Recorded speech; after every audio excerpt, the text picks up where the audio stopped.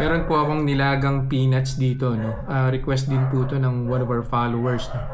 So gamitin ko na rin po to as baseline result from a previous food review, no? Like 5 minutes ago. So 105 po.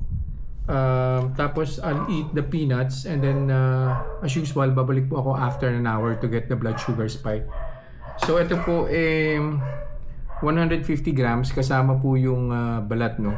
After I eat, timbangin ko na lang po yung shell para makuha po natin kung ano po yung net weight nung laman lang po.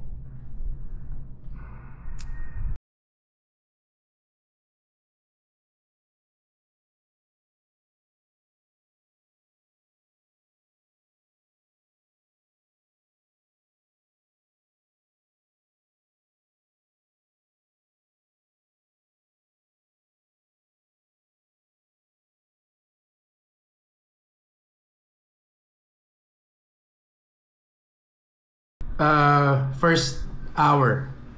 So kuha na po tayo ng blood sugar reading.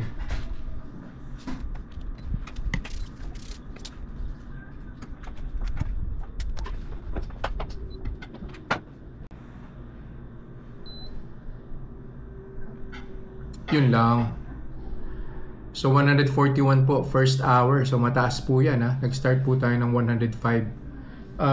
By the way, 60 grams po yung weight nung shell. So lumalabas po 90 grams po ng boiled peanuts yung kinain ko po today. Balik po ulit ako after an hour to get the final blood sugar reading. Final blood sugar reading na po tayo. Second hour.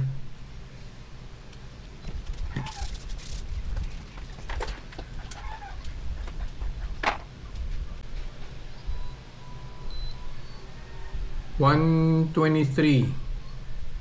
Yeah, 123 nga po, no. So bumaba na naman po siya, no.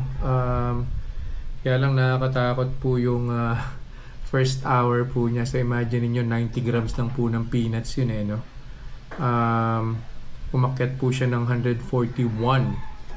So mahirap po siya i-recommend.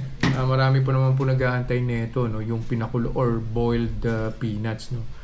Pero yung tinry po natin na peanuts before, yung peanuts na I think hubad po yata yun, Sugo or Happy yata na brand yun, hindi ko na po maalala, tsaka yung SNR.